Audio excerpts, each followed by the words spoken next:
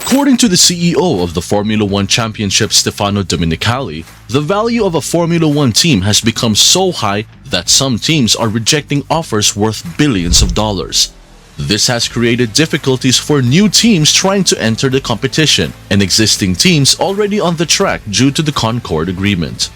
Do you think we will ever have more than 10 teams competing in the future? Let's try to find out in detail in this video. In recent years, Formula One teams have witnessed remarkable growth in their business potential and profitability due to various improvements and increasing popularity of the sport. Two significant factors contributing to this success are the implementation of a budget cap in 2021 and a redistribution of prize money through the updated commercial agreement called the Concord Agreement. These measures have helped teams manage costs effectively and maximize profits, attracting new manufacturers, partners, and potential competitors to the FIA. This has transformed Formula One into a seller's market for the first time in its history. McLaren Racing, for instance, saw MSP Sports Capital invest £185 million in 2021, acquiring a 33% ownership stake. This investment valued the entire company, including McLaren's IndyCar, Formula E, and Extreme E programs, at around $750 million, and the CEO predicts it could approach $1 billion within 5 years. Similarly, Audi purchased 3/4 of Sauber for an undisclosed sum, estimated to value the team at no less than $600 million. There have also been rumors surrounding the billion-dollar valuations of Williams by Dorilton Capital and AlphaTauri by Red Bull. Overall, the improved financial landscape in Formula One has attracted significant investments and raised the value of teams, making them highly attractive and lucrative ventures. F1 CEO and Chairman Domenicali said on F1's official podcast that 2 years ago, when the new Concord Agreement had been signed, when there was the talk about what is the value of a team to come into Formula One, there was a number put on that was $200 million, which seems unreachable. He continued by saying, there were teams in the past that were sold for £1. Now, the market is offering almost billions to teams, and they're refusing that. Can you imagine that? Stefano Domenicali, emphasizing the importance of fairness, highlighted the evaluation of F1 teams and how it reflects the recent rise of the sport. Since Liberty Media took over F1's rights, there has been a strong focus on improving the weaker teams and making them stronger and more competitive businesses. The COVID-19 pandemic in 2020 accelerated the franchise system, and stakeholders in F1 made a collective effort to distribute revenues more equitably. Additionally, the growing popularity of initiatives like the Netflix series Drive to Survive has increased the appeal of all teams to potential partners. Domenicali emphasized that F1's growth depends on the growth of most teams. A competitive field leads to more exciting races and generates greater interest in the sport. We're building important structures, important dynamics of which the more everyone is growing, the better and the stronger the business platform is that we're all working in, he said. According to Domenicali, although the financial success of the 10 teams is impressive, it will take time for this to translate into more teams consistently competing at the front of the grid. He believes in rewarding the current teams for their investments in Formula One, which is why he is currently against expanding the grid. I think the 10 teams are more than enough to create the show or the business, and the attention that we want to see on the track, he stated. There is an evaluation going on today that involves the FIA and us to make the right call for the future. And this is something that is also connected to the future discussions that will happen with the new renewal of the Concord Agreement. We need to remember that this expires in 2025, so there is still a long time to go. But it's an evaluation that we need to take. Considering what I said, when in the past there were teams that were coming in, getting out with zero value, and now the teams are stable, very profitable, and very strong in terms of technical capability to be competitive on the track. Therefore, the right answer is that in the next months, it will be a very important point of discussion that we need to take. Do we need to stay with 10? Do we need to have more teams? Or can we give the exemption to future possible teams that can be very strong to join? These are all topics that will be part of the discussion for the future, he added. With the championship expanding, Red Bull Formula One boss Christian Horner believes it would be challenging to accommodate new teams within the paddock due to logistical reasons. The deadline for new F1 entries was on May 15th, following a procedure initiated in February at the request of FIA President Mohammed bin Sulayem. Prospective teams had the opportunity to apply for joining the F1 grid in 2025, 2026, or 2027, and a decision on approving additional teams is likely to be made 2 months after the application deadline. This new entrant application process was prompted by public announcements from American racing powerhouse Andretti, expressing their desire to join Formula One.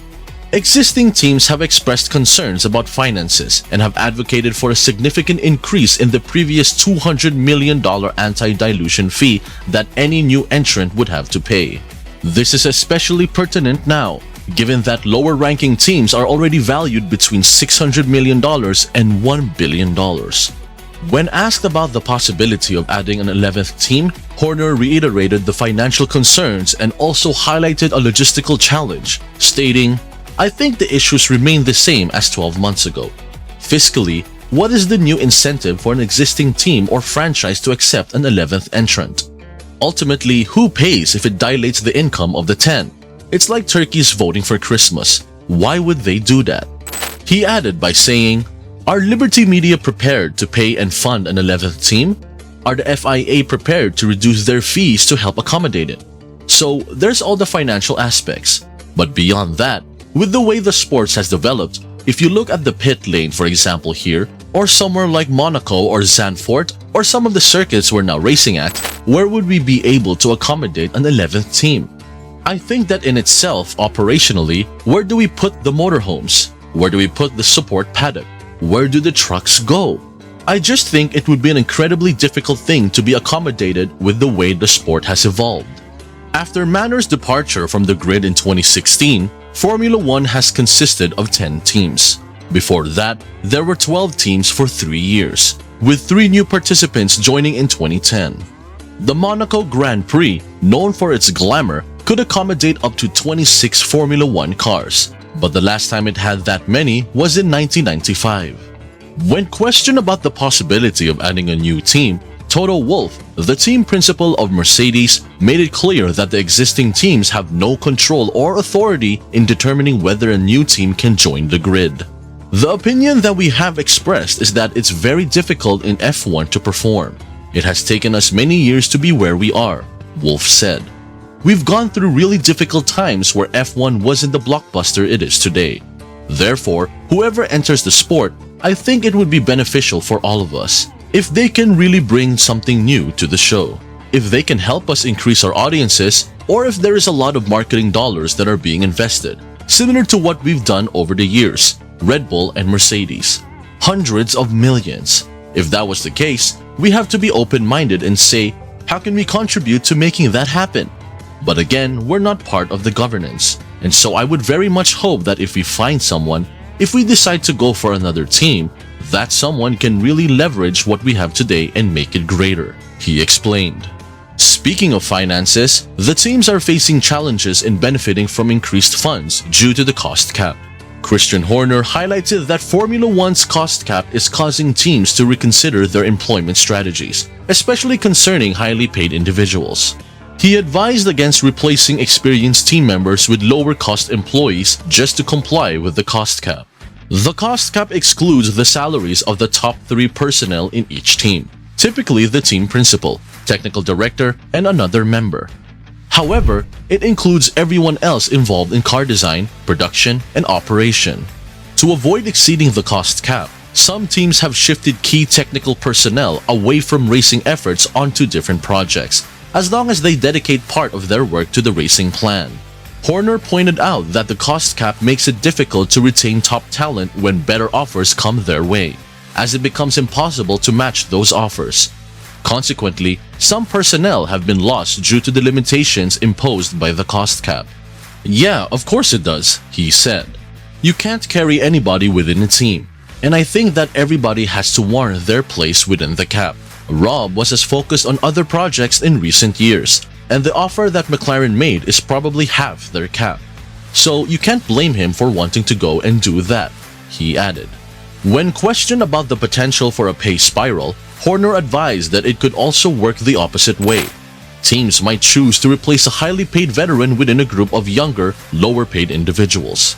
You have to make sure it's not a race to the bottom, said Horner.